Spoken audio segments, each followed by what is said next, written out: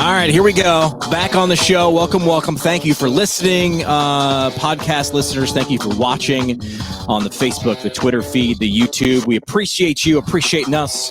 This is PT Pintcast, a podcast that saves physical therapists from missing out on amazing insight, remarkable ideas, and motivational stories here in the world of physical therapy. What's up? I'm Jimmy McKay, your host, broadcasting live from the RES Medical Studios. Find them at aurausmedical.com. Hashtag travel PT. Great show for you tonight. Craig Pfeiffer, Sean Bagby are here. We're going to bring those guys in just a second. Don't forget, though, subscribe to the podcast, iTunes, Spotify, Google Podcasts, Stitcher Radio. Now video casting, too, if you're watching here on YouTube, Facebook, and Twitter, at PT Pintcast and all the socials. Drop a comment below if you're watching live or a question. See if we can get to that live interactivity. Even if you're watching the replay, see if we can respond to that. So we want the interactivity, ask those questions, and let us know where you're from. Really interesting to see where the show gets to. So let us know where you're listening from if you're doing it live or on the replay. Coming up next week, President Obama's former physical therapist, Drew Contreras, is going to be on the show, and we're excited about that. Yes. We've also got Jamie Schreier of the Practice Freedom Method coming on the show. Nick Housley talking tele-rehab robotics, going to be on the show. Mark Ciolik and Sarah Cruiser talking about the PT health study. So a loaded up week when you guys are all, well, hopefully you can still count to 10 after the July 4th weekend. No playing with explosives, guys. We'll have those shows for you next week. Let's do the, where's the hype music, right? Where's the hype music? There we go. Guest today for Happy Hour, a physical therapist and entrepreneur whose job is to make healthcare a healthier place to work, and a PTA driven to help change healthcare for the better. Let's welcome Craig Pfeiffer and Sean Bagby on the show. There they come in. Hello. Gentlemen, what's up, Jimmy? how you doing today? Very well. Doing all right. Welcome. Cheers. First question is always the hardest. Is what are we drinking today? That's the question right there. Craig, what do you got? I am in sad gluten-free beer land. As of like 3 months ago, had a bit of a gluten allergy develop at the age of like 35, just randomly. And so this is like a Red Bridge. And if anybody has any better suggestions, just drop those. Yeah, I need those. So. I get a lot of those, and I take crap. I'll let you know what I'm drinking today, and it's my guilty pleasure. I love it. This is the Pride of Chippewa Falls. It's the Lion and Kugel Summer Shandy. I like it. It's lemonade beer. Mock me all you want. I'm still drinking it. Sean, what do you got? What do you got going on? Are you still in clinic, man? No, I came into my clinic, one of the clinics today, because I didn't think you'd want to hear my children in the background running back and forth. Gotcha. That's already happened on one call with Craig today already. But beautiful water is what I've got today. I like it. That's good. You know, I had a little incident last year with acute kidney failure, and so I haven't had a drink since. But if not, I really would love a scotch right now. I promise you that. All right. Well, cheers to you guys. We've got the gluten-free beer. We got the lemonade beer, which is not really that beer.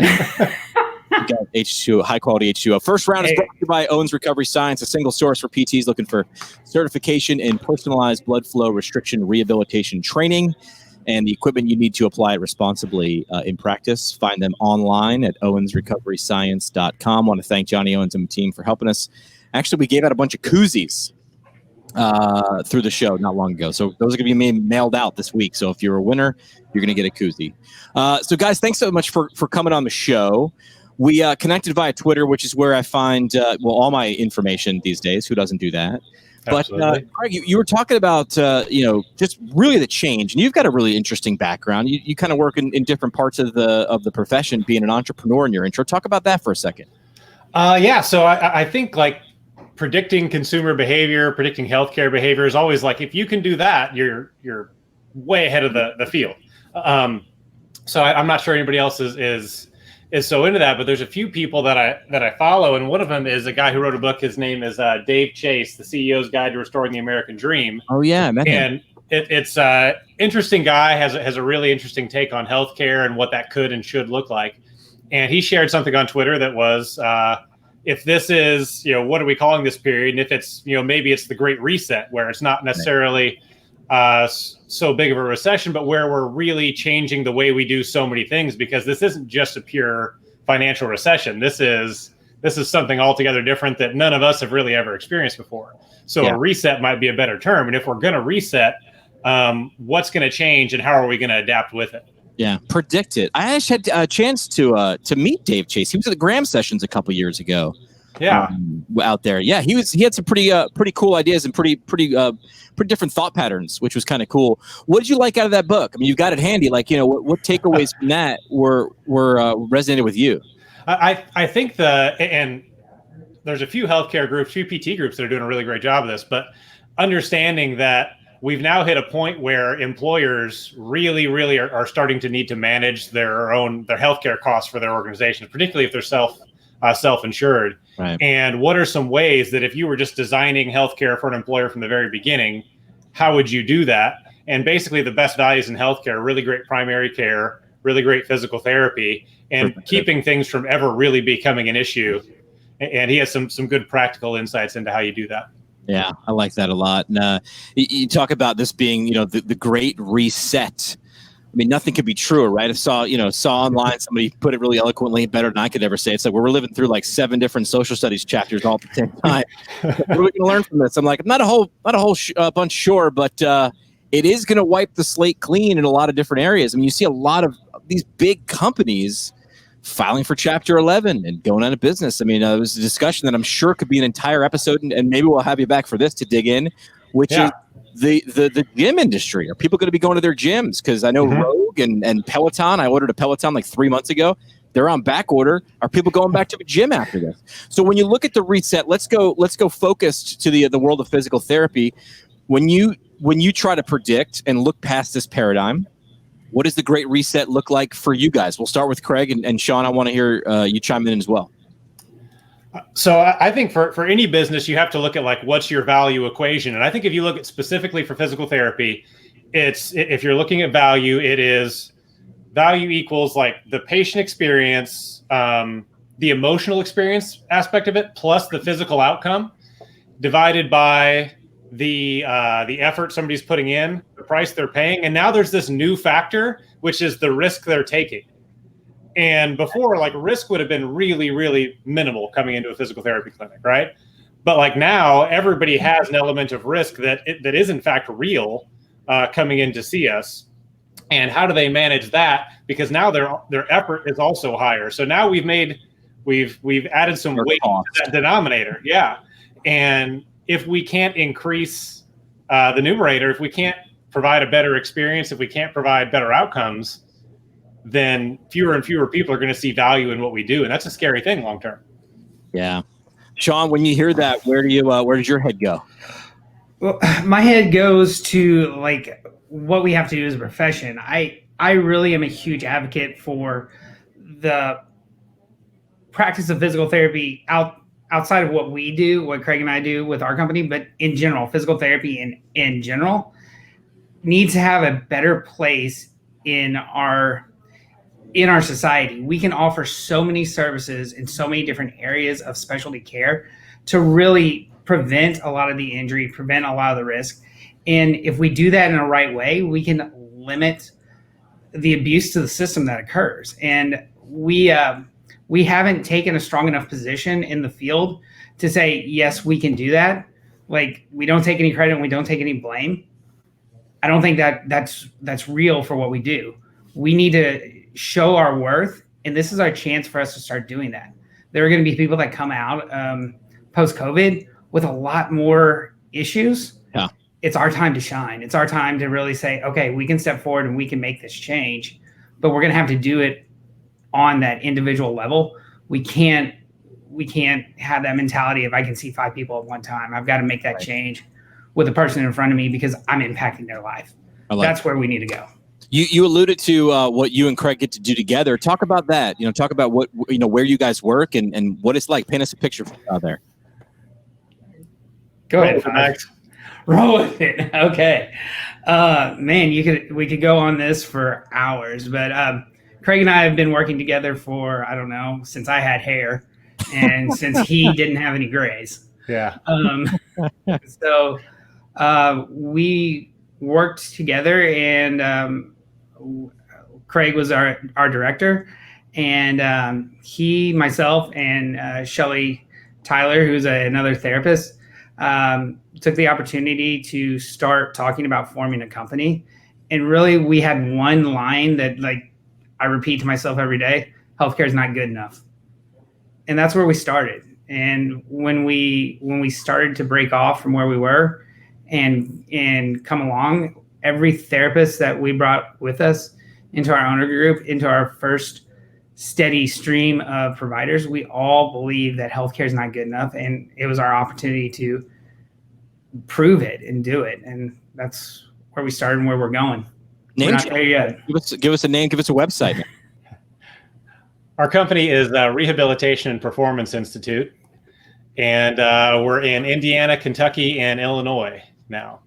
Awesome. And just rehabilitationperformance.com. So you guys are really, not just talking about this or shooting from the rafters. You're dealing with this equation you're talking about. Mm-hmm. This is going through your head morning, noon, and night when you're with the patient. When you were closed down and you couldn't see patients, you were saying, how can I increase that value? Because their cost, and that's not just money now, we're talking about risk and effort. And I like how you frame that, because I feel like you're putting words to what people kind of know, other therapists know, in terms of, there's an added cost to this. Yeah. So when you're thinking about this, the Great Reset, how are we going to increase value and minimize cost, I guess, as much as we can, increase safety, lower that cost? The reset is about who? Who's this reset about? I think it's really interesting, because from where we sit, it's about our patients and creating value in healthcare, but also it's about ourselves and our profession and making it work for us. So we were seeing, it was, I believe, a 42% burnout and emotional exhaustion rate in the physical therapy profession, that we need to reset that too. So we need to make healthcare work for us before we can make it work for anyone else, Yeah. Put your own oxygen mask on first, if you will. Yeah. When you're saying healthcare is not good enough, if it's not good enough for the therapist is good enough for anybody. Yeah. Yeah. So how do we essentially give therapists the ability to really do what they love to do what therapists are so good at, which is making a difference for patients? How do we give them the ability to do that without basically running them into emotional exhaustion over and over again? That we're taking therapists and we're giving them less time and less resources and asking them to move mountains for patients still, and it's just not working for a lot of people. And I think it's some business systems that are behind that we need to improve. John, what do you think? No, I 100% agree. And like my story, personal story in the last year has reframed my view on this a lot. A physical therapist is probably the one that saved my life about a year ago. Wow. Tell us about that. You can't just drop that on me and not go into that, man. So I had an allergic reaction to a medicine, ended up in ICU with acute kidney failure, spent a week in the hospital. I had an abscess drain that started all this when I went on the antibiotic.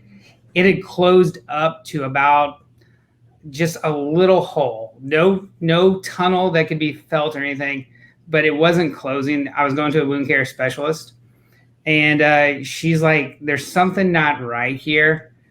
I need to get you to a surgeon. Wow. And she sent me to a surgeon. Long story short, I ended up with a wound from my medial hamstring to my inguinal ligament. And got that all debrided and everything like that, and came out on the other side. But like, if it wasn't for her, I mean, that's just a ticking time bomb. And wow. And so like that just reinforces to me what we can do in this profession, and that's not an area that we practice in wound care. It's going to and I have the resources because I know people in the profession to go. I know to go to her because she's one of the best in our area. I'm talking to Alan Lee, who, Alan, and like, I'm talking to Alan about what's going on. He's like, hey, this is what you need to be looking at too. Yeah. And so like if I'm going to change healthcare, I've got to also look at it from the patient point of view, that like the experience I went through in that wasn't good enough for me. And I know what's going on. So I have to be the one to advocate to change that. Wow. Kudos for that wound care specialist. You got a name dropper, man. You can't just say she's great and she's in our area and not say who. That's mean. I don't want to drop her last name. All right, that's fine. I don't think she would like to, but Kathy knows what she has meant to me. And, she's a coworker of my wife. And so, My Well, wife's in therapy too. Kathy gets a round of applause right there for being on point and increasing that value on the numerator and lowering the risk for you in this healthcare system on the denominator. I like that very much. So kudos. That's a crazy story, man. Thank you so much for sharing that. And that's a real story that you get to tell patients and you get to tell colleagues and shows the value. So let's talk about value. Let's stay with that theme. Why don't patients value what we do? Or how could they value it more? That's like the $1 million question, right? Yeah. I think solving that is a huge thing for our profession. Like, I think if like sometimes I tell PTs that, and I'm not always that popular because I say, like, there's a lot of reasons I'm not that popular, but this one in particular at this time is that only around 30% of patients finish care. Like, a third of our patients drop out in the first 3 visits. Wow. So, like, we look at, like, patients love us because we have really high patient satisfaction. Our net promoter scores in our industry are really, really high. They like us, they just don't value us. There's a difference between those two things. Yeah, I don't think I thought about that before. You might like someone, but do you value him, right? So yeah, he's great, but am I willing to pay for his services or her services? Yeah. So people tell us what they value with their money and with their time and their energy. And that's what when they just stop coming, that's what they're telling us is this is not worth whatever I'm putting into it. So the first thing we need to do is just kind of come to terms with the fact that, like, we're doing so much right from a clinical perspective. Our profession might have it better than almost anybody else. That we're really great at treating the whole patient. We're really good at considering what's going on with the body as a whole. Like Sean's physical therapist, the great story of, like, part of it was she just listened and wasn't exactly sure what to do about it, but she was the one who was paying so much attention that she knew that something wasn't right. Wasn't right, yeah. Like, we do that as well as I think anybody in healthcare. So if we can do that right, and if we can add a few elements of the emotional experience where we're really allowing ourselves to connect with patients. And I'm a huge advocate of, I don't think that can happen when you're seeing 2 people at the same time. Yeah. I don't think you can really emotionally connect with another human being when you're also telling somebody else across the room, hey, do this, do this, do this. Like, and you're in and out of that discussion. It's kind of like if you're at dinner with your spouse and you're, like, on and off your phone the entire time. Can't do it. Yeah, you're not really connecting there. You're lessening the experience. So I think that's the first step, is how do we set up businesses to where they don't need to see 2 and 3 patients at once? And it can be done in network. It can be done accepting insurance, because that's what we do at Rehabilitation Performance Institute. We accept insurance. We're probably in network with 90% of our patients that we see. We just had to do things a little bit differently from the very beginning to make sure that we can financially be viable to allow our therapists to really connect with patients. What were some of those things that set you guys up for success? Because it sounds like you guys did something pre-COVID, which is happening COVID, which is wiping the slate clean and saying, okay, here's this reset. If we're saying, and Sean, kind of alluded to it at the top of the show, which is healthcare is not good enough. We have to change. We can bitch about it, or we can do something about it. Sounds like you guys did it. What's 1 or 2 tactical things the audience can take away that you guys did to set yourself up for being able to make healthcare better? Bags, you want to jump on this one? Or? Sure, I'll go for it first. For me, I think what it comes down to is, like, the value statement to get all together. Like, we have to get away from that point of seeing multiple people, and you can set yourself up to be successful, but you've got to have those connections. You got to have that connection within a community. Whatever community I'm involved in, I want them to know that, like, I care about them on a level. I'm not just there to take care of their knee. I want to take care of that person. If they have a question to me, I want them to be their primary contact when they come in to ask. And because, by the way, people don't spend enough time with their doctors, do they? Right? 3 to 5 minutes is the average amount of time spent in a physician's office. Crazy. So if I've got 45 minutes and they've got questions, I want them to have the ability to ask me about whatever topic, because it's going to affect how I treat them. But then also, am I going to need to get them to the right person at the right time for whatever else is going on with them? You had that in that situation. Your physical therapist wasn't treating your wound. She wasn't really treating your wound. She's treating you. And she said, something's not right. Now, anytime you think about your value of her, your perceived value of her shot up because she didn't take care of your wound. She took care of you. Right. 100%. And we have that ability to have that effect every day on multiple people. But we've got to get out of our own way and realize it first. Yeah. What are some of the things that you do in your community to let the community know what you can deliver? Because sometimes that's the hardest part, right? We're here. We got to sign up, right? We got the inflatable guy that's all doing one of these out front. We're here. How do you guys project value or make sure that value is known? For us, I would say we're not a niche company, but we're a company of niche therapists. I'm 35, I have no idea how to say it. Niche. I don't know. Yeah, one of those. We're a company of niche therapists, and we basically, when somebody comes in, we say, like, you're going to have 30 hours of patient care a week. That's what you need to do. That other 10 hours is spent on you connecting with the community. Wow. And use kind of like, when we say spread the word, it's not like you're going out and doing all these things. Like for the most part, it's just you get involved. And when you're enthusiastically involved and people really see that, they'll eventually ask you, you need to go out and preach about physical therapy is great, because people don't care about physical therapy. They don't care about our DPTs. They don't care about anything we can put after our name. They care about how much we care about them. And if we can demonstrate that first and foremost, the other things come. So we just got to get people who want to be actively involved in those communities. It might be like a running group. It might be their church. It might be whatever. But it's, who do you want to help most? And how do we put you in a good position to be involved with them? So many things as a communications guy. I just nodding almost until I hurt my neck there. Talk like your audience listens. Listen like your audience talks. So going to a running group, if you want to treat runners, yes. If you want to seem interesting, be interested. So asking them questions instead of saying, hey, I'm a physical therapist and I have this degree, and do you know what I can do for you? And do you know what I can do? And do you know what I can do? And but you've overloaded them. They don't care. You want to be perceived as interesting. Don't act. Be honestly interested in what makes them tick. Ask. And eventually they'll say, man, this guy just asked like he's really concerned. That's great. She is always asking me questions.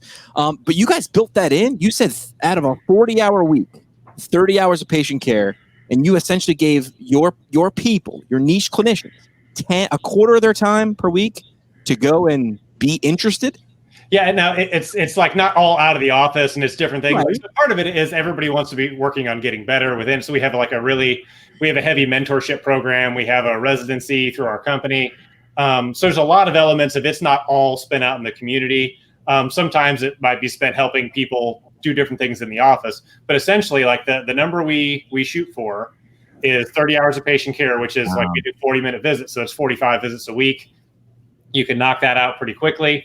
Mm-hmm. And some people, like they're really great at like, I want to shove that all together, and I want 3 days. I want my patient care hours in like 6 hours a day. And like some people are just like, no, I want to break in the middle of the day. And like we measure output, not input. So if you can create that output, then that can give you a little bit more free time around it as far as what you're going to do and how you're going to do that. If you're like in a running club and you want to go run with the rest of the club and it's at 4:00 and you want to set that up and build your schedule for it, then that's good for everybody. It's good for you. It's good for us. It's good for them. How's it feel on your end, Sean, and experiencing this and being part of that? I think we have set up systems that are in place that allow you to become successful. Like if you want to pursue success and you want to be good, then these are the steps you can take and grow. I mean, there's a lot of days I feel like I'm surrounded by geniuses and I'm like holding on because like one day they're going to figure out that I've got the imposter syndrome going on and I'm not good enough to be on this level. But that's like the 2017 PTA of the year, by the way. Just says that. So. But there are so many gifted clinicians that were around, and that you watch what they do, and you watch how they advocate for their communities. I primarily based out of a clinic in a town of 2,000 people. We see over 500 patient visits a month, plus we have an industrial contract. I mean, even in Craig and I's vision for this, and with the therapist that ran it, we kind of thought if this is 1.5 PTs, we're doing well. Yeah. We're at 4. Yeah. That's fantastic. Kudos to you guys. That's relationships mattering. That's community mattering. Showing someone, being interested and having someone realize that you're interesting. they're going to sing it from the rooftops, right? I mean, they're going to be your best advocate. This is coming from a guy who used to make a living on people buying commercials. And I would always say, if you have a great product, the product sells itself. You don't need to buy commercials because people will use it and love it so much. Let's talk about that paradigm, right? Talk about Dave Chase and looking ahead at how things will change, because it sounds like you guys did this whole clearing away and resetting and saying, hey, this is how we're going to make healthcare better. And you did that. Now is probably the best time to do it. I'm hearing a lot of people saying it's counterintuitive, but this is probably the best time to go out on your own and start a clinic, wherever that might be. But think about how people will change and spend their money, because their buying habits are already changing. And now we're going to try to predict how they're going to change in the future so we can be ahead of that. What do you guys think? How will buying habits change in our industry? I think the biggest thing that we're going to see is that it's going to start to be even more heavily biased toward having a relationship with somebody and trust, having that existing relationship or existing trust. And I think like we've seen, like, where is telehealth really successful? It's really within a tight knit group. So like telehealth overall still hasn't taken off. It's actually dropped off a lot over the last couple months. And it's not because like it doesn't work or can't be effective.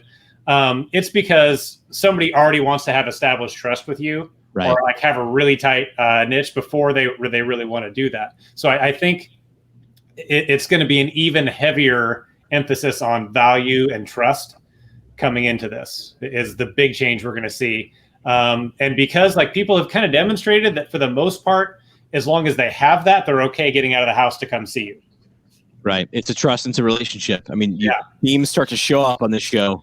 Yeah, I wish I could give you a whole lot of different things than I just said before, but like it's pretty well that. No, I mean, as a student, I was looking for the fancy, and the people that I respected, looked up to, and the big names kept hammering home these basics, and I was like, well, that ain't sexy. This is boring. And they're like, yeah, well, here's the thing: the basics have been around for a long time, but really getting good at the basics could take you your entire lifetime. Really getting good at the basics. Absolutely. Yeah.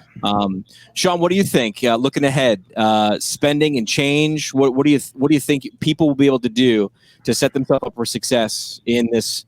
Eventually, I'm saying we will be post-COVID world. Demonstrating the value now of what we do. I think if we can establish, and I'll look at it from the 10,000 foot view of physical therapy. If we can establish the value of physical therapy and show the changes we can make, that happens by what Craig just talked about, by establishing those relationships, no matter what the environment, no matter what the setting, and getting those patients to trust us and believe in us. That if we do that, then we're setting ourselves up to eventually move greater into the system of where we need to be. I know I'm going to say it for the 9th time tonight, but like, if in order for healthcare to be better, we've got to be more active in it. Yeah. There's so much that physical therapy can do that is not isolated to the rehab portion of what we do.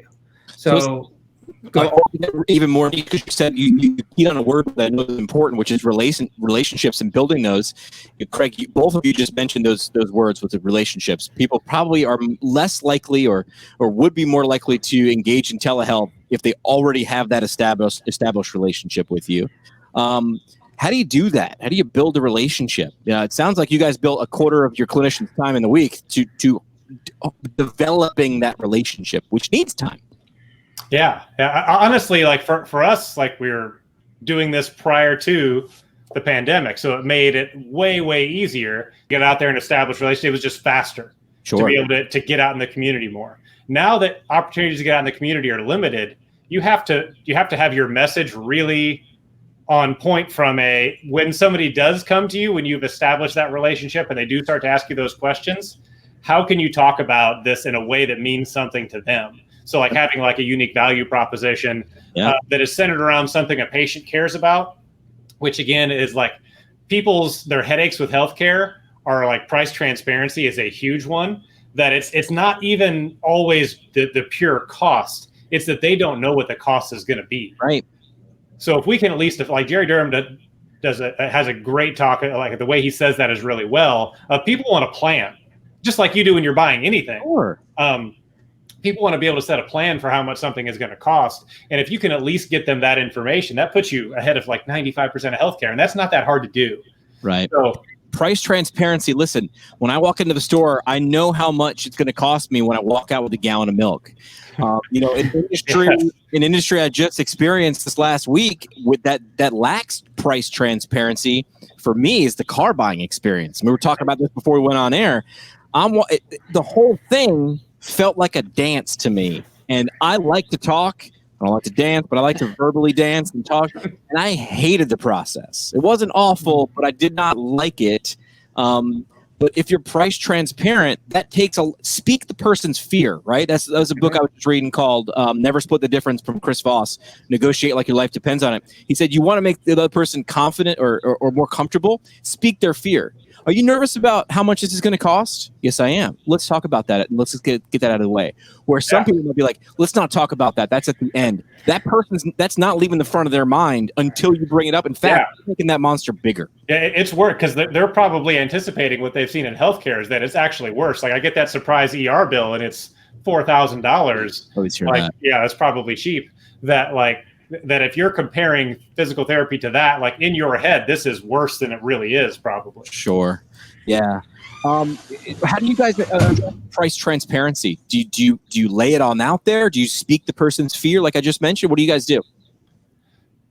This is like a 100% Jerry Durham thing, but like we start off with really getting the patient's story, their goals, and like once you can kind of get somebody where you're emotionally connected on that phone call from the very beginning, and they know that you made this about them and not about you and not about that, then you can talk to them about, okay, well, here's let me get a little bit of information from you. So it might be that we're going to take their insurance, whatever, that if we can get that for them, we're going to call them back before their first visit or at their first visit and tell them, here's the cost we're anticipating for you. This is going to be what it is, like up until you hit your deductible. You'll hit your deductible at this point, and then it'll be this much per visit. Right. So there's some people who I think do an even better job. I talked to a guy who his office, they use Photo, and they basically say, all right, Photo's telling us you're going to need 12 visits of physical therapy. It costs $120 a visit or whatever. We're going to give ourselves a 2-visit buffer. So for us to help your knee feel better and get back to everything you want to do is going to cost, 120 times 14 visits. I wish I could do that in my head, but I don't have that. I can't do that. I asked you everything. but they're using like predictive analytics. They're using data. Yeah, right. Okay, the cost and what we think that you're the information you've given us because this is about you. This isn't about me or us. Yeah. But if that's a barrier, you need to speak to that barrier. If the price is the thing concerning someone, do not hide it. That monster becomes bigger when you think it's under the bed. Yeah, absolutely. Yeah. Let's talk about individualized care, because we were just touching on making this about me. I'm the consumer. I'm the most important person in my life. I'm the star of my show. So talking about individualized care, that definitely makes the value. That makes that numerator in that equation go up, up, up. Yeah, and again, like sometimes we have to get out of our own way. We have to really not be the star of the show when we're treating someone. It's not about us. And like I remember we went through a process of like trying to how to do storytelling and look at like the storytelling process, right, and how that fits in. And so when you're talking about that, the center of the story has to be the patient. If we can't get out of our own way, if our ego stays in the way, we can't ever get to that point where we're taking care of the person. Who'd you guys do? Donald Miller, building a story brand? No, gosh, this was way back in the day. We went off the Pixar model of like trying to figure out how to learn and tell a story. Yep. No, and so Donald Miller is an author. He's got a couple books. Marketing Made Simple is his new one, but building a story brand is one that I heard people talking about for a while and read it, and everything you just said. You shouldn't be the Luke Skywalker of a patient story, because if you're Luke Skywalker, Sean, I don't know where I fit because I thought this was about me. But if you tell me you're Yoda, I'll follow, because but when Luke followed Yoda, he became a badass. So if you want to tell me how awesome you are, that's not telling me that you're interested. So therefore, in my mind, you're not interesting. So they leave. But yeah, this is putting them in a story, because it is. Everybody is the lead character in their own life, and if you treat them that way, they'll come to you. Yeah, we're the sidekick. Yeah, I like to say Yoda because he sounds more prophetic and better. What else would you want to leave the audience with in terms of how to increase this value equation that you guys talked about at the top of the show, which I like? I'll put it back up there. Value equals patient experience and emotional experience plus physical outcome, all the things that they want to be good, and then it's over divided by effort putting in and then risk taking, and that also, so that goes in cost and time and risk, as we mentioned during COVID. What are some other things that you'd want to leave with the audience on how they can increase the top or reduce the bottom? I would say that the biggest thing is to know that not all elements of that equation are weighted the same at the same part of the interaction. In that, like what we know from psychology research, that we're just dipping our toes in the water as far as physical therapy goes. But from a therapeutic alliance standpoint, the first 3 or 4 visits are when that emotional experience is really, really important. And if you don't develop that, that's when the patient leaves, but you're always going to have a hard time getting buy-in because we're having to change behavior. It's always part of what we're going to do. Sure. And change is hard for everybody. It's even little changes are difficult. So if we can get that emotional connection and convince people that we're there with them and making it easier, that's how we're really going to change behavior. So that first 3 or 4 visits is when, like, if somebody sits down in front of you and wants to talk for 30 minutes and you get very little of what you want to get done, whatever you had envisioned for that treatment session, let that go. Yeah. Listen to them, help them see through that piece, because you're probably the first person who has listened to them in the healthcare system, and then start to work your way out of that. And then after that 3rd or 4th visit is when you can maybe start to challenge some of their beliefs about what they think is healthy for them, and where the physical outcomes really start to come into play. So in the first 3 visits, it's more about how you're doing everything. And then after that, you can make it more about the things that we want to get to, the things that anybody who's just taking NPE is studying like crazy for. What we're doing is really important, and we're really good at it. We got to let ourselves get to the what by doing the how better. Yeah. Sean, when you hear that, what's going through your mind? That is exactly how I love hearing it, and that's the 100% truth of what we strive for every day. That's what we've got to be. Yeah. They tip your hand. We were having a discussion before this episode started. I'm going to be doing a talk for Lynchburg University, their PT program, and 2 of the students asking me to speak.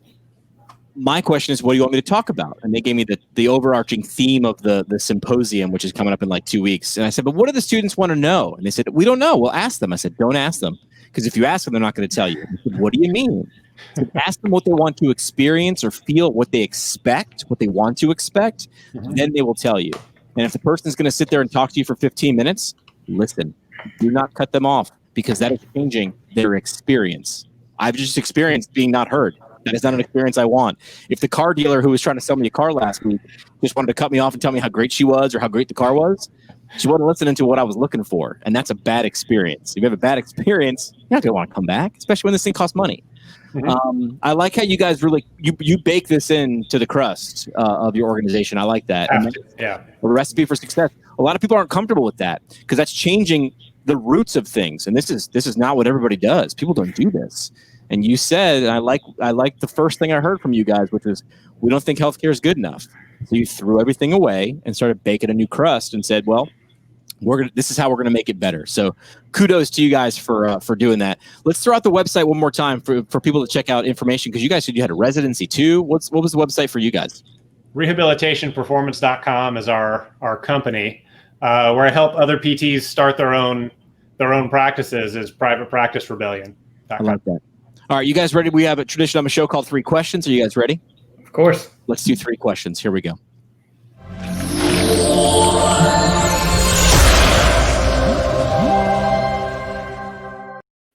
Three questions brought to you by our friends at Arias Medical Staffing. We are in the Arias Medical Staffing studio, which is also known as my bedroom.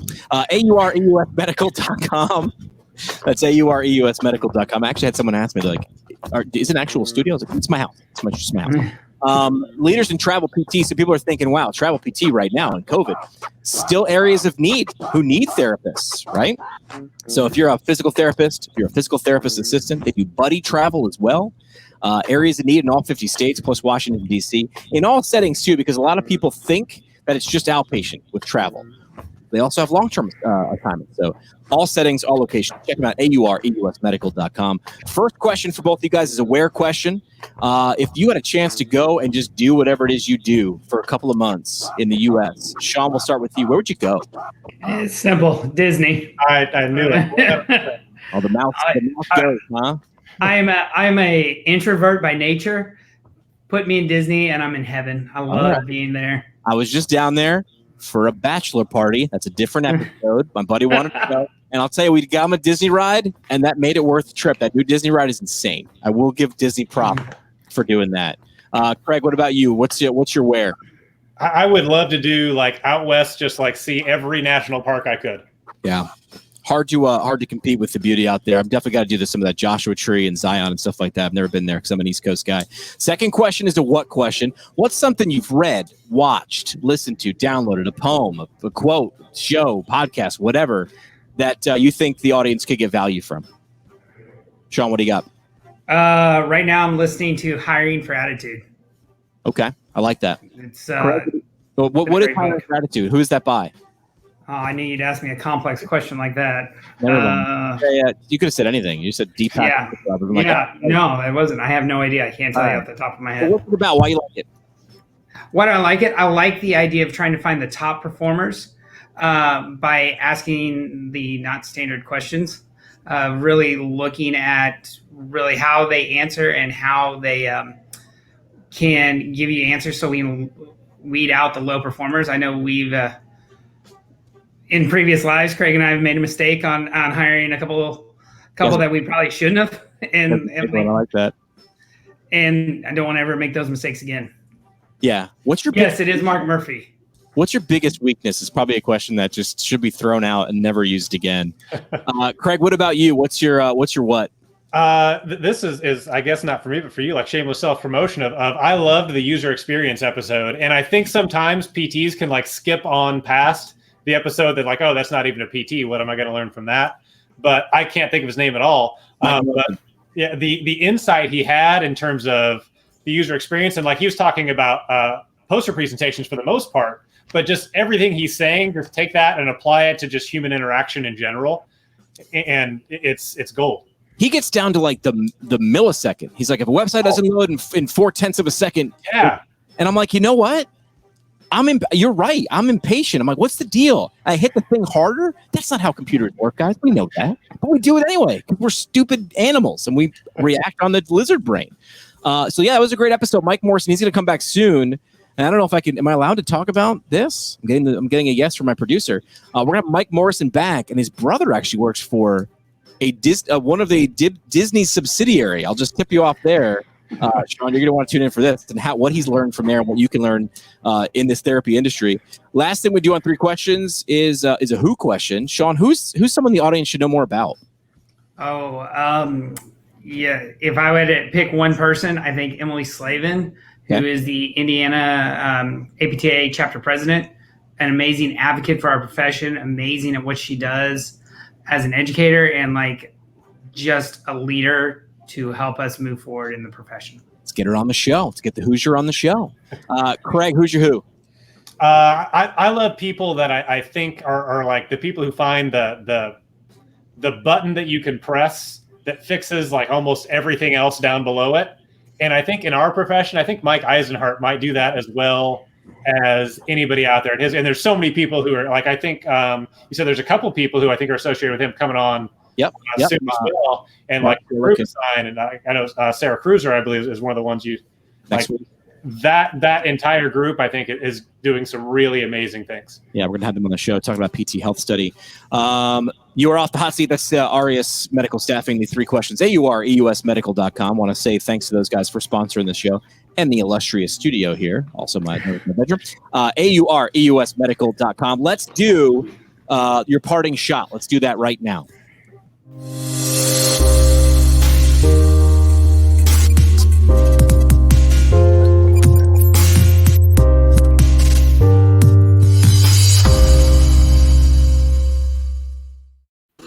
Opportunities from the Academy of Orthopedic Physical Therapy, orthopt.org. We just gave away current concepts of orthopedic physical therapy. Access to that perfect lead into, as I'm seeing this on Twitter now, everybody's celebrating getting their board certification. We'd love to see that. If you want to picture yourself doing that, if an OCS might be in your future, why not go to the leaders, Academy of Orthopedic Physical Therapy, orthopt.org. We're going to have some more stuff to give away from those guys, so keep your ear to the speaker. Parting shot. We'll go Sean and then Craig. This is your chance for a mic drop moment. What's the last thing you'd want to leave with the audience as we wrap this whole thing up? Just that the profession of physical therapy can be much better than we currently live in every day. This is an opportunity for us to move forward and do what we've talked about for years. We got to get away from talking. We got to get to doing it. I like that. Craig, your parting shot. I guess I'll just build on to Sean here. That the first thing we need to do that is make healthcare work really well for us. And there's a few ways to do that, like talking to your employer about some of the things maybe you heard today or some of the things you heard in the podcast in general. But if your employer is not going to make this work for you, then one of the things that physical therapists tend to do a not so great job of is look at how can I do it for myself then. We want to look at one of the best conversations I've had in my career was with a chiropractor. And I was just like, gosh, if therapists just got the same business knowledge that you do in school, then we would be so much better off because we'd have a better understanding of how to make the rest of this work. And like we were at a bar, so he like puts his beer down and he just kind of looks at me and he goes, that's BS, right? And I was just like, I don't know what you mean. He goes, I had one business class. It was terrible. I never went. When I started my own business, I pulled a business plan off the internet, copy and pasted it. I went to the only bank that was dumb enough to give me money, and I figured it out as I went. The only difference between me as a chiropractor and you as a PT is that I knew I had to do this to have the job I was going to love, and you think somebody else is going to do it for you. Yeah, they're not gonna be the path to your door to give you your perfect job. You got to do it for you. Craig, Sean, appreciate your time. Let's have you back on the show soon. Love what you guys are doing and how you're doing it. Not only what you're doing, but how you're doing it. Thanks so much for being part of the show. I appreciate it. Thanks, Jimmy. Appreciate it. Cheers.